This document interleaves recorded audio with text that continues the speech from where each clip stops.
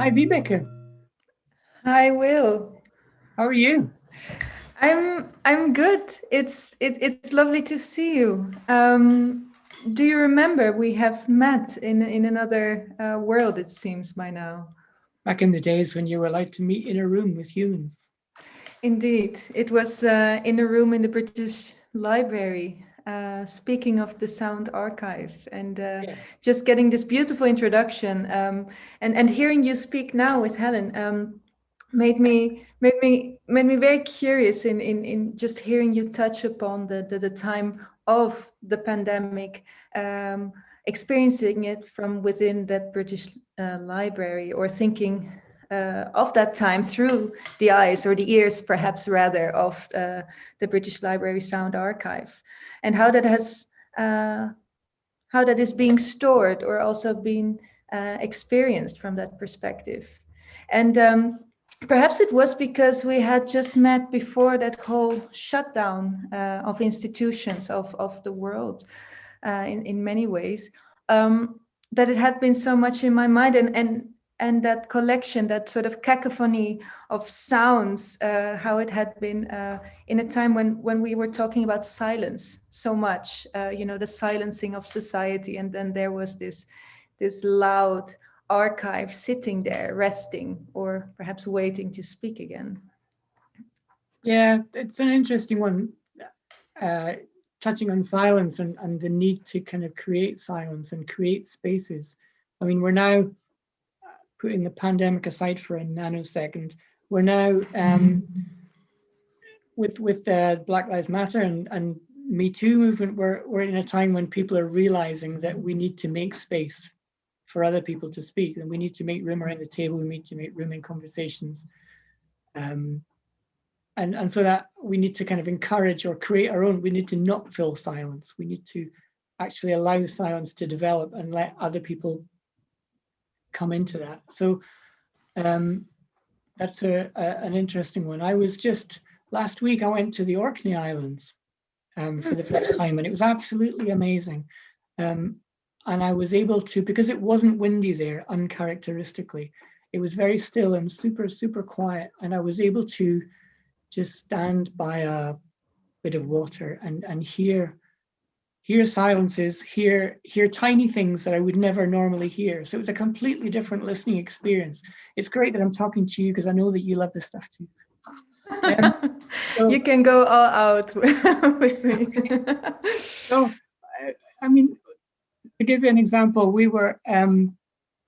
I was standing on a small jetty early in the morning, and there was another ruined jetty not far away, and I could hear what I thought was running water.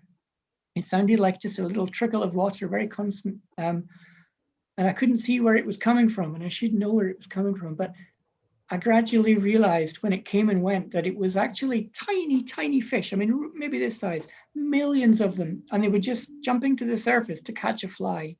And there were so many of them that it sounded like running water. There must have been thousands of them, and you could barely see them. So that's the kind of sonic world that we would never, ever experience. You'd never know that was going on around you. We could hear porpoises. We could tell where porpoises were a quarter of a mile away because of the sound of their breathing. Imagine hearing porpoise come to the surface and doing that sound, and you can hear it a quarter of a mile away. It's so still. So finding silence and embracing silence like that is a really lovely thing. I know you. That's great example. Also because it's so greatly or so perfectly describes also that, of course, when we speak of silence, it's such a we easily think that it's the absence of sound, but actually it's just maybe one frequency that makes space for another to be heard, which entirely is in line with what you spoke of the time that we live in, for sure, in so many levels. That's a really good way of thinking about it. You kind of strip a layer of noise or a layer of sound away, and all you're doing is revealing something underneath it. Mm-hmm. Yes, and I mean, you might have encountered it. Um, uh, I mean, we got to speak about that one silent document in the British Library the silent whale sound recording, which really came to the surface in our conversation about how archiving always is fighting the limits of categorization, the sort of the challenges of that, and speaking of how sound and what we consider sound, our ears just leave out this incredible spectrum of sounds heard by other species, other beings perhaps, or present in other ways. But yes, and that you have that one silent recording, one that is not audible to our ears, but does carry sound, that of a blue whale. That was so incredible. And just briefly after that, being in the times of the pandemic, where the oceans silenced, meaning that there was so little shipping and so little movement on the oceans, that actually the whales spoke up. And I thought that was, just coming to mind, seeing you, of course, and speaking of such topics. And I love, it was in our hemisphere, the fact that the pandemic really took off at the time in spring. So for wildlife, it'd be very interesting to know what effect clearing the airwaves, as it were, had on mating rituals, and on, has it resulted in a boom in wildlife? I'd love to know. I mean, people will be researching this now, but the fact that we could hear birdsong in late March, where normally we wouldn't have heard it, I don't know. Mm-hmm. In fact, I mean, I'm not by no means a wildlife expert, but I know there is some really interesting bioacoustical research happening on spaces that are being made in the sonic spectrum within rainforests. So if you understand that species have evolved over many millennia to find a space in the acoustic spectrum and fill it. So a certain species will communicate on one frequency level because they've found that they can, because they fit in there. There's room for them. And if you analyze the acoustic spectrum and you find a gap in it, there's a good chance that that indicates an extinction. Indicates that a species is no longer prevalent in a way that it once was. There's quite a lot of research happening in that area just now, which is really fascinating. Absolutely. Exciting. We have quite a few silent recordings in the British Library. We have infrasonic ones like the whales you mentioned, but we also have ultrasonic recordings by bats. By bats, or of bats. Bats wouldn't press record.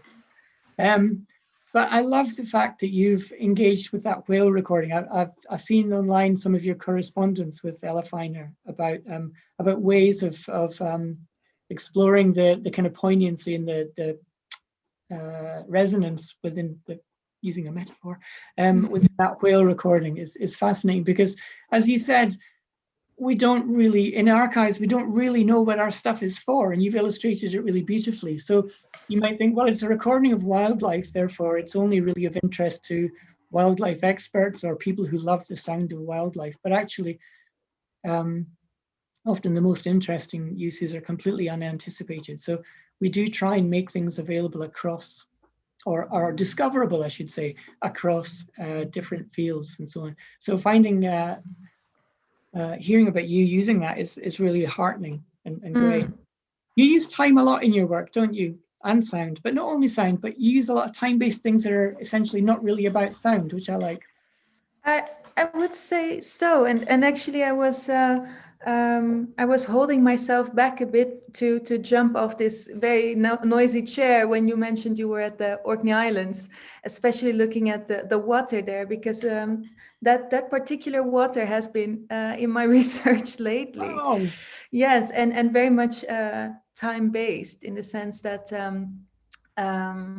that is a particular geographical area where ocean waves are being measured at the Orkney Islands, because it's a place where waves reach after crossing a large patch of uninterrupted ocean, so the Atlantic, and these waves, these particular waves that can only be shaped on these long uninterrupted stretches, called swell waves, that are being measured exactly at perhaps at that spot where you might have been standing. I'm not sure, but it has been incredibly interesting because these swell waves, they have been so much on my mind since I've been in conversation, in collaboration actually with a specialist on ocean wave analysis, and it's been it's really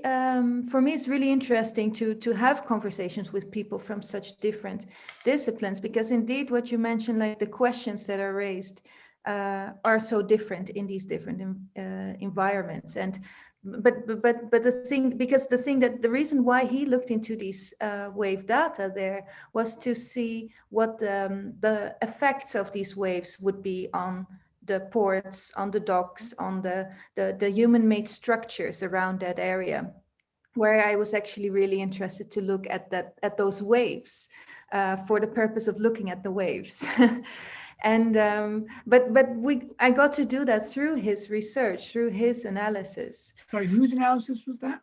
So this was a specialist on ocean wave analysis. And the reason why I became so interested in those particular waves, these long lasting or long traveling waves, is that really they are an incredible example of a ripple effect on this global scale. Since these waves, they can be in many cases originate from a different place on another part of the globe, and under circumstances, under weather conditions that took place several days before. So here you stand experiencing that wave that has actually been shaped in another time, in another place. So those waves became very interesting for me for that purpose. And it's very nice for me to think that you might have witnessed them at the same time that I've been witnessing that data and working with it for a project. It's funny how with sound, I mean, you've reached into the infrasonic area with whale sounds, which are below the area of human hearing.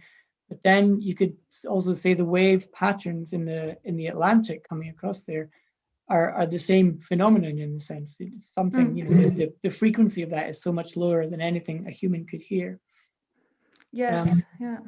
So is it sound or is it waves that resonate for you as an image or as an idea? How do those things coalesce in your mind? I think in this case with the waves, it was, of course, having sort of an association with wavelengths from sound. But I really wanted to work with sort of the transportation of that movement, and I actually got speaking of sound archiving, or I got really interested some time ago for another art project I've been working on in the instrument of these automatic pianos and these pianolas, and so they've become really interesting for me, both in the role that they played in reproducing sound, in reproducing music most often, but also reproducing movement. Since there are recordings of Rachmaninoff playing Rachmaninoff, which were not made on sound recording, but perhaps they were made in these musical roles. And I thought that was so. There's some sort of connection in that instrument between those that reproduction or that way of animating both at the same time. That became really interesting for me. There's so many things I would love to speak to you about. I've at least one thing that came to mind in sort of the anticipation of this conversation. Go for it. Which was Also, like I've been looking into your writing also, and your thinking, the things that I could find online, you thinking about sound and archiving, which have been so interesting. And I was curious how you think of the sound document as something that is a sound recording, or can it also actually be an object, or even perhaps to push it a bit, can a sound document also be a landscape?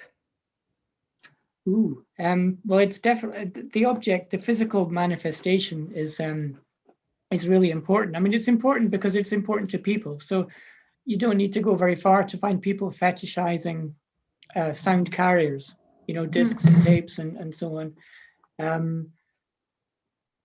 And if it's important to people, then it's important to an archive because we're here for people. I'm not. How do you mean landscape? Yes, I should say a bit more about that. No, I've been a dear friend of mine. She's an archaeologist, and she works on actually an archaeological site, which they're now exploring through actually the way that sound travels on that site to get a sense of how the structure of the buildings there might have been shaped. So just thinking that for me was entirely mind blowing to think like, wow, that can actually be part of archaeology, sound, um, and how sound can be, of course, the way that sound travels can be the same in a landscape now from how it was, or similar more or less how it was centuries ago. So how a landscape is a very solid sort of archiving system. And how the acoustic of a location may have been a key factor in its use by humans. So Exactly. a lot of acoustic archaeology is being done around Stonehenge at the moment to try and work out how it sounded, how that may have influenced its use, how it might have influenced, how and why it was built, how people experienced it, and so on. So those kinds of questions are really, really intriguing, aren't they? I mean, it's intangible stuff. It's literally intangible. You can't see it, but it was a factor. In the same way that stained glass plays a very particular role in a church, in how people perceive that church, and how it mystified and magnified the connection with the something up here, sound likewise would have done the same thing. Why not? So maybe the acoustic properties of Stonehenge are similar to the visual properties of stained glass. We don't know. But another Orkney connection. You think a lot in the Orkneys. I visited many of these standing stone circles. So the Stennis and the Ring of Brodgar and so on. And they're absolutely fascinating places. I mean, they're so full of wonder. And they've been standing there for 5 millennia in some cases. And you feel this kind of wonder, and you feel very kind of grateful and humble just being there. And yet you realize we have no idea why it's there. We haven't a clue. We've to some degree protected the stones. They're still standing in many cases. And we're very deferential to them now, but we didn't at any point protect the contextual information around them. So in archival terms, we have the data, which is the stones, but the metadata is completely missing. I mean, we think it was to do with worship and perhaps to do with the sun, but maybe it was a drunken bet made by 2 very wealthy people that resulted in a stone circle. So it's a kind of strange lesson for archivists that don't just protect the data, don't just protect the sound recordings, protect all the information around it, all the context. And always the context has its own context, and that has context. Well, exactly. I think that's such a great challenge that you might face, like how really anticipating sort of the ears of the future, of what they might want to, what information they might want to extract from that archive. And also the idea of how a document, how an artifact sort of, I got a sense at some point when you were speaking that it kind of grows throughout time. It's not, it sort of gets all these little things that get attached to it in sort of in its in how it is passed on.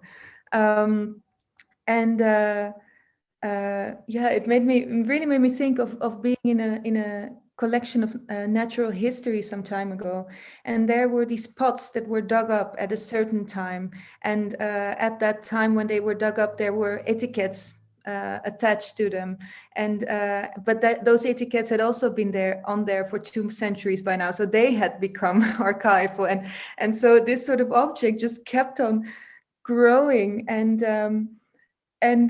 yeah, I thought that's such an interesting thing about archives. In a way, it must also be quite challenging of what can you peel off. Yeah, and there's a big ethical dimension to that, but there's a really, to me, really intriguing distinction between what I do and what you do. And in my area, we because we have to kind of make ethical decisions or principled decisions, I should say, all the time. And we aim for objectivity. We try not to leave our fingerprints or any audible aspect. We try to leave things or represent them as they were. But in your world, it's entirely about kind of subjectivity. So I'm interested to know, what do you want to leave behind? There's not just the artwork, but what contextual information? Because sometimes for many artists, the ambiguity around your motives and around, you know, what you were presenting is actually, that's where the richness lies sometimes. So do you want people to know, how much context do you want around it? Do you want it to strip it back, or? That's an interesting question. I think you know, I've been recently doing a lot of research in infrastructures of electricity, the generation, the transmission, the distribution, and so I've come to think a bit in those terms of vocabulary of the art practice, or the art as a space of a substation, perhaps, or of a trafo, of some place where it's a transmission takes place, and not one of, let's say, from low to high voltage, not as simple as that. It's a bit of a more difficult alchemy, I feel, that the art often plays.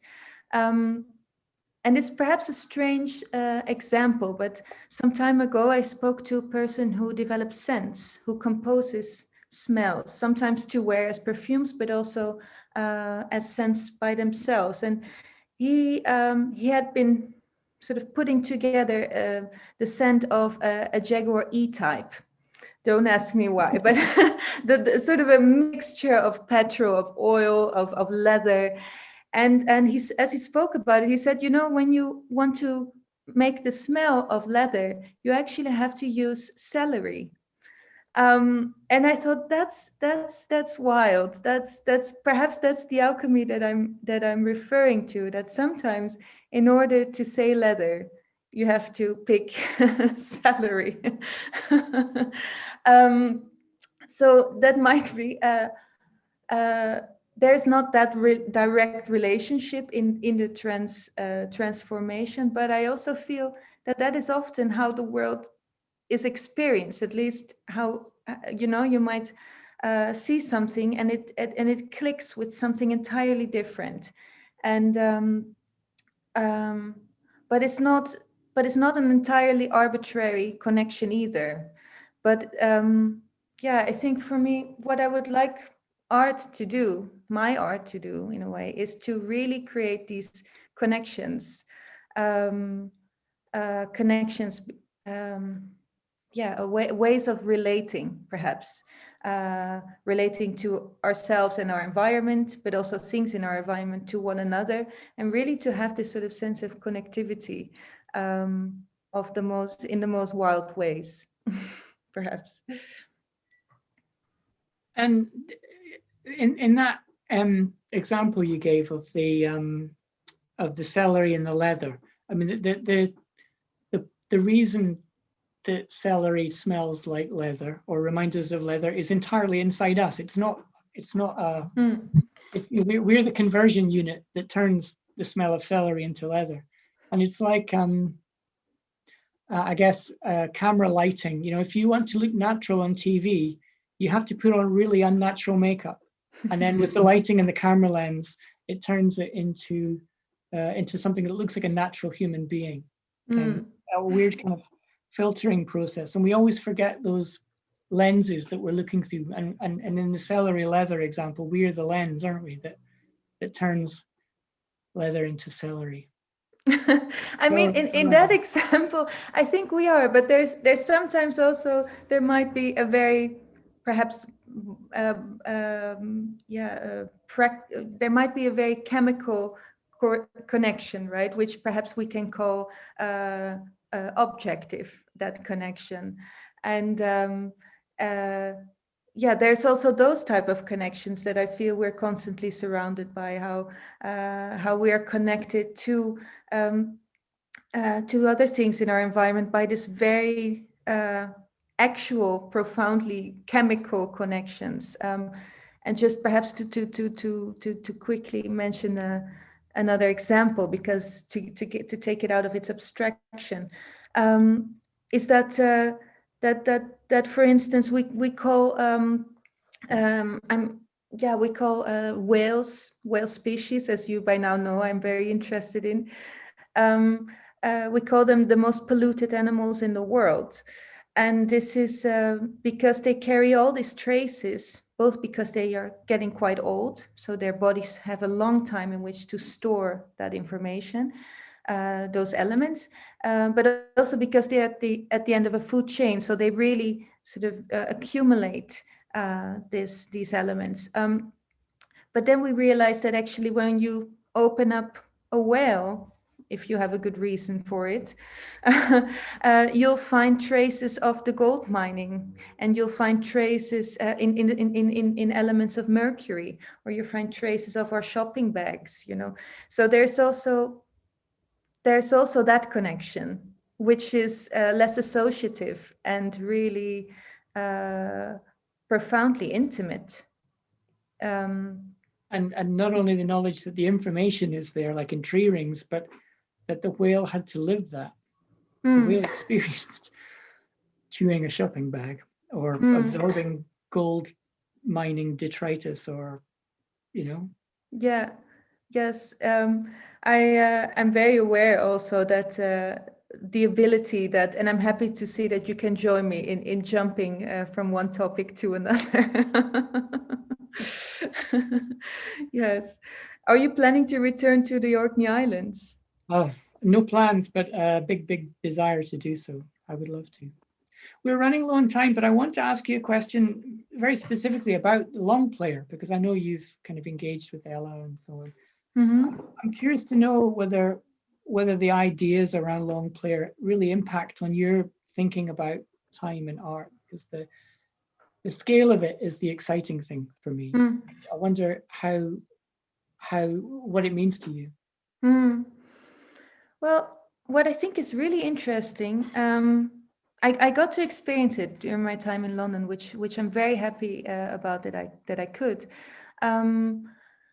I think what is very interesting when I recently read something Jem Finer said himself about that project is that how it started and how it has turned out to be, and how sort of in that time period it has already become a different work. And I think that's the power of it. It really has these different complex layers to it. And I think perhaps in that development, I think what is so interesting about it now is that it is this piece that just holds space, that holds a space for itself, but also in general, it holds a space for, in an environment where so much space is filled and so much space is being occupied, especially in that urban surrounding. So I think that's many of the things that I take from that work. I'm very curious about how this is, if you what it is for you. Well, it's that really. It gives you temporal room to dream and to think and to plan, and it gives you permission to think on a grand scale, and it kind of reminds you that you have a responsibility to do so as well. I guess. I don't know. Yeah. But long-term thinking is part of my world. Yes. It's lovely to see you, Vibeke. Yeah, absolutely. Thank you so much for this.